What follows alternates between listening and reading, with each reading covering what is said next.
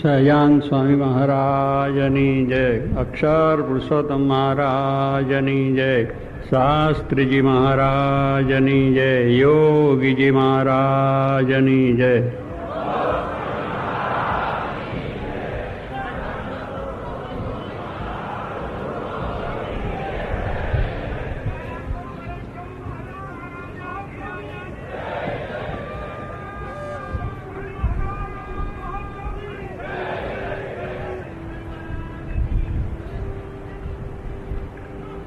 હવે આપણે દિવ્ય સભામાં, સત્સંગ સભામાં જ્યારે આવીએ, આવી સુંદર જ્યારે વાતો સાંભળીએ ત્યારે સહેજે જ આપણને થાય કે આપણે બધા ઘર બહાર મૂકીને રહી જઈએ.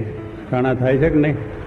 તો સારું, અને આ લાભ લઈ લઈએ એવું આપણા મનમાં થાય. પણ વળી પાછા અહીંથી બહાર જઈએ ત્યાર પાછો પેલો પણ રંગ લાગે, અને આ વસ્તુ બધી આપણે ભૂલાઈ જાય છે. ગુણા સ્વામી કહે છે એમ પણ પ્રસંગ બને છે કે ઘરે હોઈએ ત્યારે એમ થાય કે ચાલો ત્યાં સત્સંગમાં જઈએ, મંદિરે જઈએ, સ્વામીને મળીએ, સંતોને મળીએ. અને અહીંયા જ્યારે સંતોને મળીએ, સત્સંગમાં આવીએ, મંદિરે આવીએ ત્યાર પાછો ઘરનો વિચાર થાય. એમ સ્વામી પાછું એ પણ વાત કરી. એટલે ઉલટસુલટ છે. અત્યારે આપણને એમ થાય કે આ સભાની અંદરથી આ બધી વાતો સાંભળીએ એટલે બધું જાણે ઘર બહાર મૂકી દે એવું પણ થઈ જાય, પણ પાછું જતું રહે છે. એટલે આ જે આપણું થોડું ઘર્ષણ છે એનું કારણ છે કે આપણે સત્સંગ છે એ જેવો છે તેવો દ્રઢ કર્યો નથી. મહારાજનો જે મહિમા છે એ પણ જેવો છે એવો આપણે સમજ્યા નથી. જો એ મહિમા બરોબર આપણે દ્રઢ સમજ્યા હોય, જીવમાંથી સત્સંગ થયો હોય, તો પછી તમે ગમે ત્યાં જાઓ, અહીંયા રહો કે બહાર જાઓ, તોય આપણને કોઈ વાંધો આવે નહીં, બીજો રંગ ચડે નહીં. જગતનો, માયાનો કે કોઈ પણ પદાર્થનો રંગ આપણને ચડે નહીં. રહીએ ખરા અંદર, કામકાજ કરીએ, તે પ્રધાન ન થાય. કે સત્સંગની અંદરથી કોઈ જાતનું મન ગૌણ ન થાય. યોગી આવો તે રંગ મને શિર ચડાયો ગાઈએ છે બધા જ, પણ એ રંગ જો ખરેખર ચડ્યો હોય તો પછી બીજો જગતમાં કામ કરીએ તો પણ એની મહત્તા, વિશેષતા કે એનું આકર્ષણ ન રહે. એવું આપણે આ સત્સંગની અંદર દ્રઢતા કરવાની છે. એટલે જે આપણને અવરહવર થાય છે કે અહીંયા તાર આનંદ આવે, બહાર જે તાર પાછું ભૂલાઈ જાય છે, પણ ભૂલાય જ નહીં. જેમ કહે છે ને કે પડે પટોળે ભાત, એ ગમે તે પર જાય જ નહીં. એ ભાત પડી ગઈ. એમ સ્વામી કહે જો જીવમાં સત્સંગ થઈ ગયો, જીવમાં જો ભગવાનનો મહિમા સમજાઈ ગયો, તો પછી આપણને કોઈ દિવસ ગમે તે ક્ષેત્રમાં બહાર ફરીએ, દુનિયામાં ફરીએ, અનેક માણસોની આ વચ્ચે રહીએ તો પણ એની અસર ના થાય. એનું મનમાં જરાય પણ મહાનતા લાગે નહીં કે ભગવાનને, સંતને સત્સંગ મળ્યો છે એની જ મહત્તા આપણા જીવન અંદર રહે. ત્યારે એટલા માટે આ જો વસ્તુ આપણે જીવનમાં કરવા માટે આ સત્સંગ છે, આ કથા છે, આ વાર્તા છે, આ સભા છે. એટલે સભામાંથી આપણે આ બધું દ્રઢ કર્યું છે. આપણે જેટલું દ્રઢ કર્યું છે તો અહીં આવીને બેઠા છે, આપણે આ બધું કરીએ પણ છે. એ વાત ઘણી ઉત્તમ છે. આપણે આ જીવમાં મંદિર અવાય છે, દર્શન થાય છે, કથા વાર્તા સાંભળાય છે, સેવા ભક્તિ બધું થાય છે, અને એ કંઈક થોડું સમજ્યા છે. પણ સ્વામી કહે છે કે આ પ્રમાણે ગુણાત્યાન સ્વામી જેમ કહ્યું કે ભગવાન મળ્યા અને ભગવાન જેવા સંત મળ્યા તો પણ જીવમાં શાંતિ થતી નથી. એનું કારણ શું? આ બધું કરીએ છીએ, કથા વાર્તા, કીર્તન, સેવા ભક્તિ, અહીં આવીએ, બેસીએ, બધું જ છે, ખૂબ સેવાઓ પણ કરી છે, ખૂબ તન મન ધનથી બધું થઈ જાય છે. પણ સ્વામી કહે છે કે ભગવાન જેવા સંત મળે એવું પણ જાણીએ છીએ. ભગવાન સાક્ષાત શ્રીજી મહારાજ લોકમાં પધાર્યા છે, એ પણ આપણે સાંભળીએ છીએ, એનો મહિમા પણ સાંભળીએ છીએ, આ બધી વસ્તુ સાંભળીએ છીએ, તો પણ શાંતિ થતી નથી. એનું કારણ શું? એમ ગુણાત્યાન સ્વામી પોતાની વાતનો સમજાય. આ બધા શબ્દો છે એ હજુ આપણે વિચારીને દ્રઢ નથી કર્યા. વાત સાંભળીએ છીએ, ઘણા વખત સાંભળી છે, ઘણા વખત નિરૂપણ થયું છે, આપણે પણ વાંચીએ છીએ, આપણે પણ પ્રવચન કર્યું છે, બધું કરીએ છીએ, પણ વળી પાછું ભૂલાઈ જાય છે કે માયાનું ચક્કર એવું જબરદસ્ત. એટલે ગુણાત્યાન સ્વામી કહે છે જો આ વિચાર કરીએ અને એને માટેનું બરોબર દ્રઢતા થઈ જાય, જેને કે દ્રઢતા, જેને કે મૂળ દ્રઢતા નથી થઈ એટલે જ વસ્તુ છે. જેવું છે એવું સમજી શક્યા નથી, સત્ય ને અસત્ય, ધર્મ ને અધર્મ, સંત ને અસત, આ બધી વસ્તુને સમજ્યા નથી. સંત શું છે, અસંત શું છે, ધર્મ શું છે, અધર્મ શું છે, સુખ શું છે, દુઃખ શું છે, જગત શું છે, ભગવાન શું છે, આ બધી વસ્તુને જેમ જેમ સમજીએ તો અસત્યમાંથી આપણી ભાવના ટળે અને સત્યમાં આપણી ભાવના થાય. જગતમાંથી પ્રીતિ ટળે, ભગવાનમાં પ્રીતિ થાય. એટલે બેયને યથાર્થ રીતે સમજવું પડે. બેયને વસ્તુને યથાર્થ સમજો કે આ જગતમાં દુઃખ છે, દુઃખથી ભરેલું છે, સંસાર દુઃખમય છે, આ જગત મૂકવાનું છે, જગત મૂકીને એક દિવસ જવાનું છે, રહેવાનું છે અંદર, પણ એક જ્ઞાનની દ્રષ્ટિ સમજવાની વસ્તુ છે. તો એ સમજી રાખ્યું હોય તો એની અંદર આપણી આસક્તિ ન રહે. ભગવાન સાચા છે એ જીવમાં બેસી ગયું હોય તો ગમે ત્યારે પણ ભગવાન ભૂલાય નહીં, ગમે તે ક્રિયામાં ગમે તે કરતો એ વસ્તુનું જ પ્રધાન રહે. તમે કોઈ પણ કામ કરો તો ભગવાન પહેલાં યાદ આવે, ધર્મ આપણો યાદ આવે, આપણે આપણા સંતો જે આપણે જોગી મહારાજ મળ્યા છે એ યાદ આવે, ગમે તે કાર્યની અંદર. કારણ કે એ સત્ય વસ્તુ છે એટલે એના તરફ આપણી દ્રષ્ટિ હંમેશા રહે. એટલે આપણાથી કોઈ ખરાબ વસ્તુ ના થાય, ખોટી વસ્તુ ના થાય, અધર્મ પ્રીતિ રુચિ ના થાય, અસત્યમાં ના થાય, આ બધી વસ્તુ આપણને ન થાય. પણ એનું જેવું છે એવું સ્વરૂપ આપણે ઓળખવું પડે. વીછી છે એને ઓળખ્યો છે કે આ વીછી છે, ડંખ મારે ને કઈડે ને દુઃખ થાય જ, તો એને અડવાનું મન ના થાય. દૂરથી જોઈએ તો એનો તિરસ્કાર થઈ જાય. એમ સાપને પણ આપણે જાણ્યો છે, સિંહને પણ જાણ્યો છે, તો એ યથાર્થ સમજ્યા કહેવાય. ઝેર છે એને પણ યથાર્થ સમજ્યા કહેવાય. ઝેર છે એ આપણે સાંભળીએ એનાથી જ એનો તિરસ્કાર થાય. ઝેરની વાત આવે તો આપણા મનમાં જરાક ક્ષોભ થઈ જાય. ઝેર છે ખવાય નહીં. ઝેર છે જોવાથી ચડે છે, સ્પર્શ કરવાથી પણ ચડે છે. તમે કેટલી વાત સાંભળીને ઝેર ચડી જાય. કેટલી લોકોની વાતો સાંભળીએ તો આપણને પણ એવું કરવાનું મન થાય. એટલે એ ઝેર છે. કેટલીક વસ્તુ કોઈ દારૂડિયાની વાત કરતા, જુગારીની વાત કરતા, અધર્મની વાત કરતા, ખરાબ વાતો કરતા, એને તમે સાંભળો તો તમને સાંભળીને જ એ વિચારો આવી જાય. ઝેર ચડ્યું કે ના ચડ્યું? વિષયની વાત સાંભળ કરતો ઝેર ચડ્યું છે, તે વિષય ભોગવવાનું જ ઈચ્છા થાય. એટલે મહારાજ કહ્યું છે સાંભળવું નહીં, જોવું નહીં, સ્પર્શ ન કરવો. ઝેરને જોવું નહીં, સાંભળવું નહીં, સ્પર્શ ન કરવો. ખાઈએ તો મરી જ જવાની વાત છે. એમ આપણા હૃદયમાં આ જગત એવું થવું જોઈએ કે એનું આપણે એવી રીતે કરવું જોઈએ જેથી કરીને આપણને વાંધો ના આવે. અને ભગવાન તરફની વાત છે એ બરોબર દ્રઢ કરી હોય તો એમાં આપણે સહેજે જ આપણું મન પ્રોયા કરે. એટલે યથાર્થ સુખ સમજે કે એમાં સુખ છે, શાંતિ છે, આનંદ છે. અને આવી રીતે આ ભગવાનનો મહિમા છે. એનાથી ધર્મ પાળવાથી સુખ થાય, સંસ્કાર આપણા વધે છે, આપણા ઘરમાં શાંતિ રહે, સમાજમાં શાંતિ રહે, રાષ્ટ્રમાં શાંતિ રહે, આખી દુનિયામાં શાંતિ રહે. શાંતિ માટેનો આ બધો ઉપાય છે. પણ આપણે એ વસ્તુની બરોબર યથાર્થ નથી સમજ્યા. એટલે કેટલીક વખત આ વસ્તુ બની જાય છે. એટલે સ્વામી ગુણાતાન સ્વામી આપણને એક વાતની અંદર ખાસ કહે છે કે ભગવાન મળ્યા છે, ભગવાન જેવા સંત મળ્યા છે. હવે ભગવાનના સંતને યથાર્થ સમજ્યા હોય તો પછી શાંતિ થાય જ. અને થઈ છે. જે મહાન ભક્તો થઈ ગયા, આચાર્યો થઈ ગયા, 500 સંતો થઈ ગયા, દાદા કાચર પર્વતો ગ્રસ્તો હતા, પણ એમને અખંડ શાંતિ સાથે રહી. એમને આ વાત સમજાઈ ભગવાનને સંતની વસ્તુ તો શાંતિ હતી. અને એમની રુચિ આજ્ઞામાં વર્તીને એ સુખ્યા રહ્યા છે. એટલે સ્વામી આપણને સમજ્યા કે સાથી નથી થઈ. વ્યાસ ભગવાને પણ વાત કરી છે કે વ્યાસ ભગવાને 17 પુરાણ રચ્યા. કે 17 પુરાણો જે ભાગવત વ્યાસ ભગવાને રચ્યા, એટલે કુર્મ પુરાણ રચ્યું, વરાહ પુરાણ, જે અવતારો થયા એ અવતારોનો મહિમા એ પુરાણમાં લખી નાખ્યો. દરેકનું પુરાણ, વારાહ પુરાણ રચ્યું, નરસિંહ પુરાણ રચ્યું, એમ દેવી પુરાણ રચ્યું છે. આ બધા પુરાણો જે અવતારો થયા એના રચ્યા છે. પછી બધા રચ્યા પછી વ્યાસજીને અશાંતિ થઈ ગઈ. આટલું બધું કર્યા પછી, સારું કાર્ય કર્યા પછી માણસને અશાંતિ થઈ. પછી નારદજી આવ્યા, એમને ઉદાસજીને જોયા, કેમ કે આવું છે? મને આવી રીતે આ કર્યું પણ છતાં અશાંતિ બહુ રહે છે. પછી નારદજીને કહે એનું કારણ શું? એમ પ્રશ્ન કર્યો.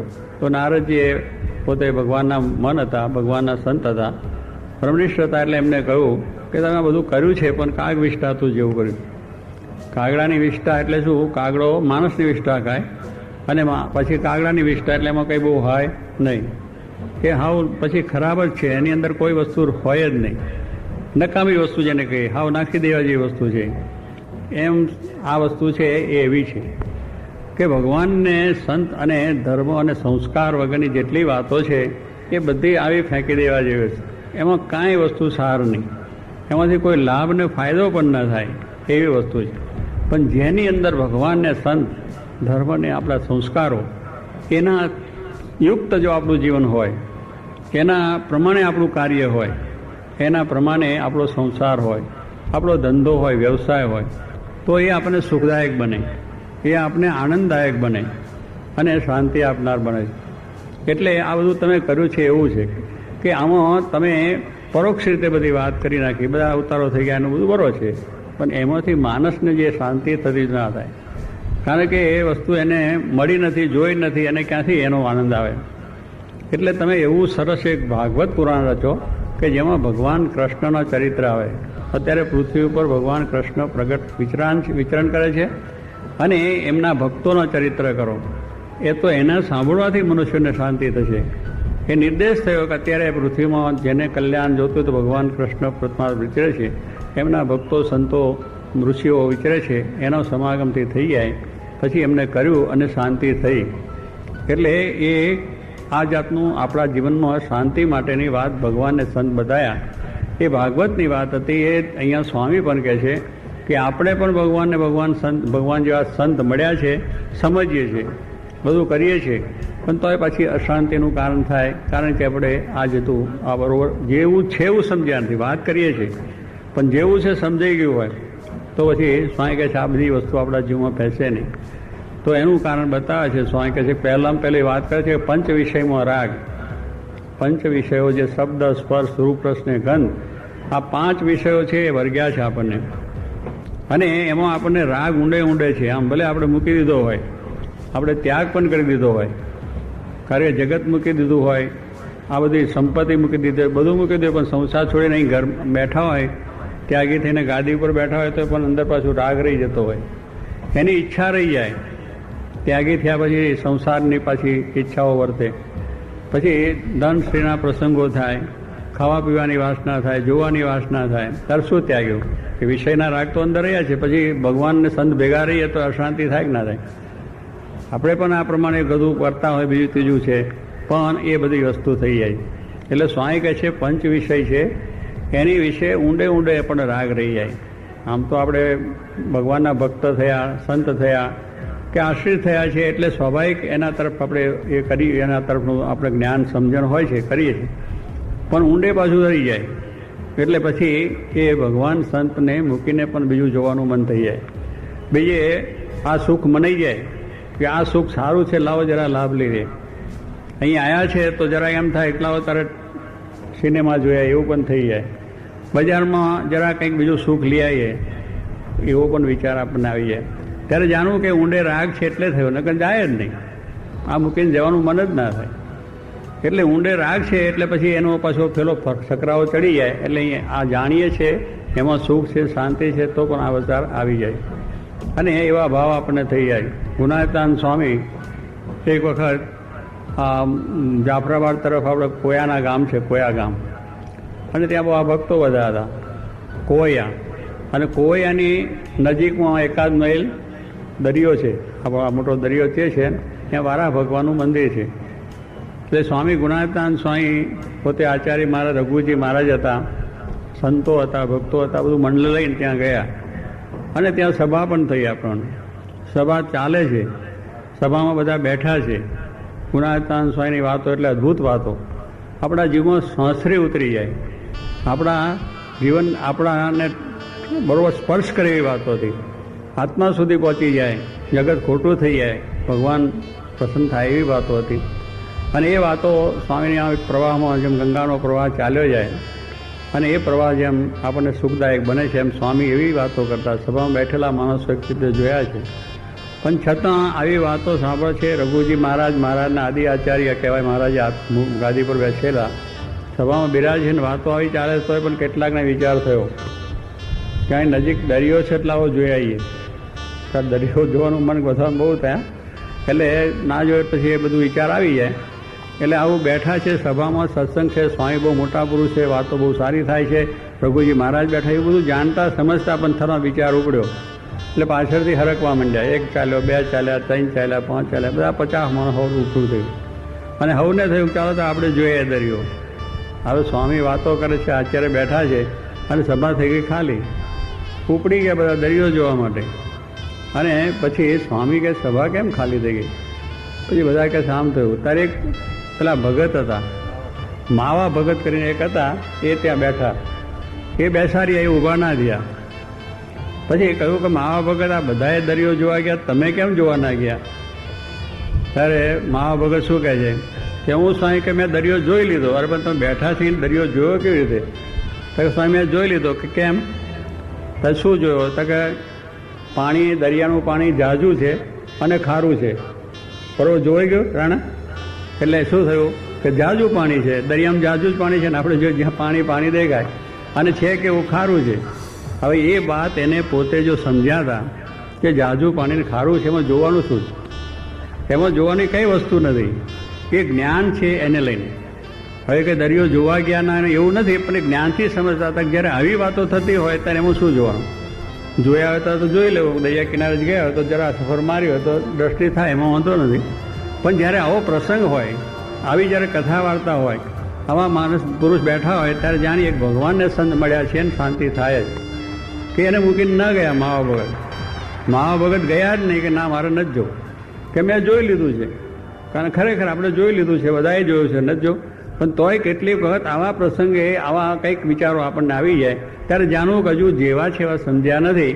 એટલે પંચ વિષયમાં રાગ, જોવાનો રાગ, ખાવાનો રાગ હોય. કેટલીક વખત કંઈક વાનગીઓ સાંભળી અને જરા પાર્ટી બહુ સારી છે તો આવી સભામાંથી ચાલ્યા જાય મારે પાર્ટી છે આજે. એટલે પાર્ટી કેટલી થવાની દુનિયામાં? અનંત જન્મથી પાર્ટી કરતા છે. આજે શું નવી પાર્ટીઓ જવાની? આ પાર્ટી મૂકીને જવાનું મન થાય, થયું ખલાસ થઈ ગયું. આ પાર્ટી આપણાથી મુકાય જ નહીં. ભગવાનને સંતની પાર્ટી એવી કોઈ પાર્ટી દુનિયામાં નથી. એ જેવું કોઈ સુખ નથી, એટલું જ મનાવવું જોઈએ. પણ પેલી પાર્ટીનો જરા મળાશે, હરાશે, લોકોને આનંદ કરશું એ છે, એ પાર્ટીમાં જવાનું મન થાય. તો શું કે જો જોવાનું, ખાવાનું એવું બધું થાય અને એ માનવાની બધી વસ્તુ થઈ જાય છે. એટલે એને કરીને આપણને શાંતિ પંચ વિષયો છે ને આપણને એ ઊંડા આપણને આ કાર કરી જાય. મોહબ્બતમાં કેટલી વખત થઈ જાય. આપણી ઈચ્છા ના હોય તો મિત્ર આવ્યો કે હું તમારા માટે ટિકિટ લઈને આવ્યો છે ને આજ બહુ સરસ શો છે, એકદમ ફર્સ્ટ ક્લાસમાં ફર્સ્ટ, અને ત્યાં પાર્ટી પણ એવી સરસ રાખી છે કે સુંદરમાં સુંદર છે. આપણે ના હોય તો ડર રહી મોહબ્બત. કારણ કે આમાં મોહબ્બત પણ ના ચાલે. આપણે એની અંદર મોહબ્બત હોય જ નહીં કોઈ પણ રીતે. કે આપણા ધર્મનો લોપ થતો હોય, આપણા સંસ્કારનો લોપ થતો હોય, આપણે ભગવાનની આજ્ઞા લોપાતી હોય, એ મોહબ્બત શું કામની? એમાં કે આપણો મોક્ષ નથી, કલ્યાણ નથી. તો આપણો ધર્મ પડે. બાકી એવી મોહબ્બતો રાખવા જાય કોઈ ધર્મ પડે નહીં, કાર્ય પણ થાય નહીં. એટલે આ વસ્તુને જો બરોબર સમજ્યા હોય તો પછી આપણને કોઈ દાડો કોઈ વાંધો આવે નહીં. એ વાત જે ભક્તો આવી દ્રઢતાથી જીવ્યા છે એના આખ્યાન સાંભળીએ છીએ, એમના જીવન વાંચીએ છીએ, એમાંથી આપણે પ્રેરણાઓ લઈએ છીએ ને આપણે લેવાની. તો એ પણ સ્વાય કે આપણાથી ન થાય. અને આ વસ્તુ જ્યારે આવો પ્રસંગ હોય ત્યારે પૂરેપૂરો આપણે લાભ લેવો જોઈએ, યથાર્થ રીતે લાભ લેવો જોઈએ. અર્થાત જીવમાં આવું જ્ઞાન પણ દ્રઢ થવું જોઈએ કે જેથી કરીને આપણે બીજો વિચાર કે સંકલ્પ સ્વાય કે ના ઉઠે. બીજી વાત તો શું છે કે સંકલ્પ ઉઠવો ના જોઈએ કે ભાઈ ચાલો આ જરા થયું નહીં. એટલે બીજો એવો આપણો આવ્યો મિત્ર તો એને પણ બેહાડી દે કે બેસી જાય અહીંયા અત્યારે આ સાંભળવાનું છે, આ કરવા માટે છે. વેવાયા હગાયા હોય એને પણ બેસાડી દેવા જોઈએ. આ તો ઘરે વેવાયા કે સ્વાઈ આજે આવો સમય તો ખરેખર પણ ઘરે વેવાઈ આવ્યા છે ને જમાઈ આવ્યા, ભાઈ લાવો નહીં જમાઈને વેવાય, એમાં શું વાંધો છે? પણ એને રાજી કરવાનું મન થઈ જાય કે સારું ચાલો એ કદાચ ખોટું લાગશે તો જમાઈને અરે વેવાઈને લાગશે તો દીકરી ઘરે આવશે તો આવશે પાછી એની મદદ થશે ભજન. પણ કહેવાનું શું છે કે આપણે પેલો વિચાર આવી જાય એમને પણ સત્સંગ કરાવીએ. જો આપણા જીવનમાં સત્સંગ હોય તો એમને સત્સંગ કરાય. આપણા વેવાઈ સગાને ઘણા લોકો આપણા બધા ભક્તો છે સત્સંગ કરાવે છે. એમને દીકરીઓ આપે, દીકરા આપે, પણ એ વેવાઈને દીકરાને સગાને આપણા ઘણા સત્સંગીઓ થાય છે. કેમ? એમને બિચારાને સત્સંગ તો કરવો છે ને, એમને પણ સારું તો જોઈએ જ છે. પણ પેલું આપણે લેવાઈ જઈએ બાબતમાં કે એમને કેમ કહેવાય, ખોટું લાગે. નથી કોઈને ખોટું લાગતું. ભગવાનની વાતમાં કોઈને ખોટું લાગતું નથી. સત્સંગ કરવામાં કોઈને ખોટું, દર્શનમાં કોઈને ખોટું લાગતું નથી. આપણા મનને ખોટું લાગે છે કે એમને ખોટું લાગશે. એટલે આપણી હજુ કચાશ છે. આપણે જો પાકા હોય તો બધાને સત્સંગ થાય જ, ગમે તે માણસને. આ વાત ક્યાં ખોટી છે? આપણે બનાવટ છે, લોકોને છેતરવા છે કે લોકોની પાસે કંઈ પડાવવું છે? ભગવાનની વાત કરી, સંતની વાત કરી, મોક્ષની વાત, કલ્યાણની વાત કરી, ધર્મની વાત કરી છે, સારો સમાજ ઊભો કરવો છે, ધર્મના સંસ્કારો આપવા છે. તો એમાં આપણે મોહબ્બત શું કરવા જોઈએ અને માત કરવામાં કસર શા માટે રાખવી? વાત કરવામાં આપણે એમ શું થાય કે ખોરાબ લાગશે, ખોટું કરવી, જે એને મનાશે સારી વાત છે, નહીં વાત તો કાંઈ નહીં, આપણે ભગવાનની સેવા થઈ ગઈ. આપણે એમને દુરાગ્રહ નથી કરવો, ખોટો આગ્રહ પણ નથી કરવો, કોઈ તમે આવો ના આવો, પણ વાત તો કરવી. પછી ના રૂચિ હોય તો કાંઈ વાંધો નથી, પણ આપણે એવો આગ્રહ કરીએ તો એ થઈ. આપણે કેટલી વખત આપણી કચાશને લઈને, આપણે મોહબ્બતમાં લઈને કે આપણે એ દ્રઢતાને નહીં હોવાને કારણે આવું બધું થઈ જાય. એટલે સ્વામી કહે છે આ પ્રમાણે પંચ વિષયમાં ઊંડે રાગ છે, એટલે કરીને આપણને આ વસ્તુની અંદર શાંતિ જેવી છે એવી શાંતિ થતી નથી. અને એ રીતે બીજી આજ્ઞા કહે છે કે ભગવાનની આજ્ઞા પ્રમાણે લોપાય નહીં, આ આજ્ઞા પ્રમાણે વર્તાય નહીં. કે એમને આજ્ઞા કરી હોય પછી ના થાય એટલે આપણને મનમાં અશાંતિ થઈ જાય. ભગવાનને સંતની આજ્ઞા કલ્યાણકારી છે. એમની આજ્ઞા છે એ કોઈ રીતે કોઈ આપણને નુકસાન કરેવી છે જ નહીં. એ આપણા હિતને માટે છે, આપણા કલ્યાણને માટે છે અને આપણા સારા માટે છે.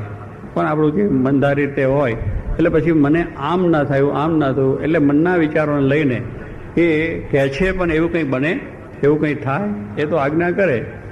આપણે એવું પણ મનમાં થઈ જાય કે આપણી બુદ્ધિમાં ના બેસે. એમની આજ્ઞા છે એ આપણી બુદ્ધિમાં ના બેસે. આજના જમાનાની અંદર આજે વેદોની આજ્ઞા છે, ધર્મશાસ્ત્રોની આજ્ઞા છે, મહારાજે શિક્ષાપત્રીની આજ્ઞા આપી છે. કેટલી સુંદર સરસ છે, દરેક માનના કલ્યાણની વસ્તુ, સારા માટેની વસ્તુ છે. જે મહાન પુરુષો લખી ગયા છે દરેક જીવના કલ્યાણ માટે. પછી આજ્ઞામાં આપણને અત્યારે તર્ક અત્યારે બુદ્ધિવાદ થઈ ગયો. એટલે બુદ્ધિના તર્કોથી આ પ્રમાણે એ સાચું ખોટું, આ બનાવટ આવું બને નહીં, આવું શક્ય નથી, આ એ થઈ જાય લો. એટલે કહ્યું છે કે તર્કો પ્રતિષ્ઠો આ બધી વસ્તુ છે, તર્ક તમારા બધા ખોટા પડી જાય. ભગવાનને સંતના આગળ એમની આજ્ઞાના આદેશો બધું એ ખોટું છે, એ ખોટું છે, પણ ભગવાનની આજ્ઞા એ ખોટી થતી નથી, સત્ય હશે. એટલે એ આજ્ઞાની અંદર પણ આપણને એમ વિચાર આવે કે આવું કહે છે એટલે કંઈ એવું થાય ખરું, આવું બને ખરું. પુનાતાન સ્વામીએ ભગતજી મહારાજને આજ્ઞા કરી કે ગિરનાર લઈ આવો. જુનાગઢમાં બેઠા હતા, ગિરનાર નજીક છે, અને સ્વામીએ વાત કરી. ભગતજી મહારાજ તરત ઊભા થયા. હવે ગિરનાર ડુંગરો છે, એ કંઈ અહીં આવે ખરો સ્વામી પાસે? પણ ભગતજી મહારાજ ઊભા થઈ ગયા. એને કાંઈ શંકા નહીં, એમાં સંશય પણ નહીં કે આવશે કે નહીં આવશે. સ્વાભાવિક રીતે આપણે બુદ્ધિવાળા બેઠા છે, વિચાર આવે કે આ ડુંગરો આવતો છે અને આ સ્વામી વાત કરે છે, એ પણ કેવી વાત કરે. એટલે સ્વામીની આજ્ઞામાં સંશય થઈ જાય આપણને કે આ વાત કરે છે પણ આ ખોટી છે ને, આવી આજ્ઞા થતી છે ને, આ વાત શું. અને ભગતજી કે ગાડા જેવો માણસ ઊભો થઈને હાલતો થાય છે, એને ખબર નથી કે આ ડુંગરો સ્વામીને કહેવું જોઈએ કે આ તો વાત ખોટી સ્વામી. એટલે ભગતજીને કહે તમે શું કાં ઊભા થયા? કે જો સ્વામીની આજ્ઞા છે, મારે બીજું કંઈ છે, સ્વામીની આજ્ઞા મારે પાડવી છે અને એ આજ્ઞામાં મને સુખ છે. તો પણ ડુંગરો નહીં આવે તો ડુંગરો નહીં આવે તો કે એ વિમુખ થશે. હું તો જઈને પગે લાગીશ કે સ્વામી તને બોલાવે છે, નહીં આવે તો આજ્ઞા લોપ એને થશે, પણ મારી તો આજ્ઞા પડી છે કે નહીં પડે. આ નિશ્ચયની વસ્તુ છે. જો આપણે સંશય એમને નહોતો, આપણે તો એમાં 100 સંશય થાય. અને પેલાને કંઈક તું મૂર્ખો છે ને ગધેડો છે ને બે જાણ આમ થાય બધું થાય. પણ એ આજ્ઞાનું મહત્વ જો સમજ્યા તો ભગતજીને કાંઈ સંશય નહીં, કોઈ પ્રકારની વસ્તુ નહીં. સ્વામી જોગી મહારાજ દ્રષ્ટાંત આપતા. રાજાના એક રાજા હતો, એટલે રાજાના બધા ઉમરાઓ હતા, પગાર આપે, ભથ્થા આપે, સારી તેની રાખે, બીજું ત્રીજું બધી બહુ નોકરો પોતાના ઓફિસરોને રાખે. પણ રાજા કહે છે કે મારા વચનમાં વિશ્વાસ ને આજ્ઞામાં શ્રદ્ધા કોને છે? એક વખત પરીક્ષા લેવા માટે બધા ભર્યા અને બધાને વાત કરી કે ભાઈ આ જ એક માણસ પાણીમાં પડીને, આ કુંડ છે એમાં પડીને જો માણસ કોરો નીકળે મારે એને ગામ આપું. કોઈ ઊભા ના થયા કે રાજા મૂર્ખ જેવી વાત કરે છે. આ વચમાં પાણી પડે માણસ કંઈ હાવ પલ્લીને જ નીકળે, એમને એમ તો નીકળે નહીં. એટલે એકબીજાને સામું જોવા માંડે પડ્યા. તો કે આવું તો બને નહીં, આ રાજા કહે છે ખોટું છે, આમ છે એમ. એકબીજાના સામું જોયે પણ કોઈ ઊભો ના થયો. એક માણસ એવો તો ઊભો થઈ ગયો. ઊભો થયો ને કે આ મહારાજ હું કંઈક પાણીમાં પડીને કોરો નીકળું તો પડ.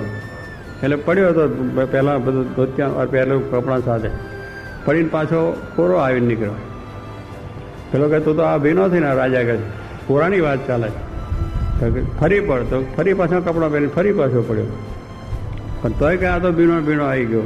બધાએ કહ્યું કે આ તો ભીનો છે બીજો. આ કે ત્રીજી વખત પડ. એટલે ત્રીજી વખત કપડો પાછો ફરી પડ્યો. 7 વખત પડ્યો, 7 વખત એમને ભીનો નીકળ્યો. બધા કહે મહારાજ આ તો મારે. રાજા કહે તમે જાણો છો, હું જાણું છું કે પાણી પડે માણસ કોઈ કોરો નીકળે જ નહીં, ભીનો નીકળે. તમને ખબર છે, મને ખબર છે, પણ મારે જોવું તો મારી આજ્ઞાનું આધાર કોણ ઝીલે છે, કોણ પાડે છે. માટે ધન્યવાદ છે એને ગામ આપી દીધું. આ આજ્ઞાની વિશેષતા છે. આપણી આજ્ઞાની વિશેષતા સમજાય તો જરા કંઈ સંશય ના. જે થાય પછી લાભ કે નુકસાન, આ તો કે લાભ થયો, નુકસાન થયું. નુકસાન તો થાય છે, ધંધામાં થાય છે અને બધામાં થાય છે. ભગવાનને વચ્ચે નુકસાન થાય તોય લાભ જ છે અને લાભ થાય તોય લાભ જ છે, એવો દ્રઢ વિશ્વાસ. એમાં પછી સ્વામી કહે છે ભગવાનના ભક્તોનો પક્ષ રખતા આબરૂ વધો કે ઘટો, લાભ થાય કે નુકસાન થાય, આ બધી વસ્તુ આપણા વચનાવતોમાં લખી છે. પણ આપણે અહીંયા વિચાર આવી જાય, આપણા કુટુંબ, સમાજ, બીજા ત્રીજા માટે કરી એમાં લાભે થાય, નુકસાને થાય અને પક્ષ રાખનો આબરૂ વધે ઘટે, બધું ઘણી જાતના પ્રશ્નો થાય. એમાં કોઈ વિચાર આવો નથી આવતો.